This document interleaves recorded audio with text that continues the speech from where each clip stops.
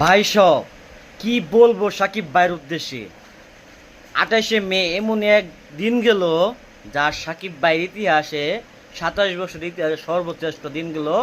দিন 1999 সালে সাকিব ভাইয়ের 28শে মে প্রথম ছবি মুক্তি পেয়েছিল অনন্ত ভালোবাসা। বুঝেন, 1999 সালে মুক্তি পেয়েছিল 28শে মে অনন্ত ভালোবাসা মুক্তি পেয়েছিল সাকিব খানের প্রথম সিনেমা। তাহলে বুঝেন একটা বার, ঠিক 27 বছর পর সাকিব ভাইয়ের মুক্তিপ্রাপ্ত সিনেমা 255তম সিনেমা রকিস্টার। তাহলে আপনারা হিসেব করে দেখেন, 28শে মে 2026 সাল 28শে মে 2026 সাল 27 বছর পর 255তম সিনেমা মুক্তি পাইছে সাকিব খানের রকিস্টার। তাহলে দেখেন সাকিব ভাইয়ের কত বড় একটা মাইল ফলক সিনেমা হয়েছে রকিস্টার। একটা বার ভাবছেন, 1999 সালে সাকিব ভাইয়ের প্রথম সিনেমা মুক্তি পেয়েছিল 28শে মে অনন্ত ভালোবাসা। ঠিক 27 বছর পর 28শে মে 255তম সিনেমা রকিস্টার। সাকিব ভাই 27 বছর সাকিব ভাইয়ের কেরিয়ারে এত বড় একটা মাইল ফলক, যা একটা স্মরণীয় দিন হয়ে থাকবে।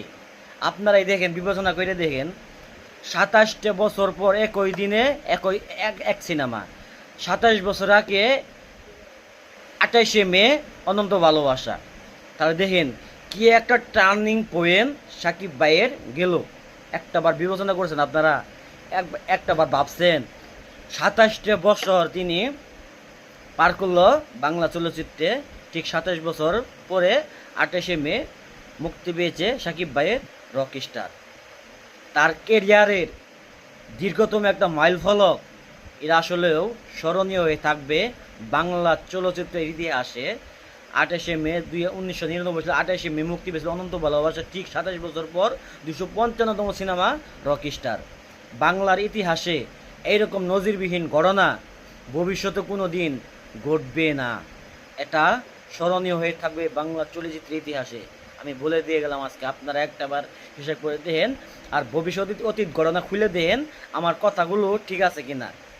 যে আমাদের এমন একটা মেগা স্টার পাইছি, 27 বছর পরে একই তারিখে মুক্তি পেয়েছে তার আরে রকিস্টার।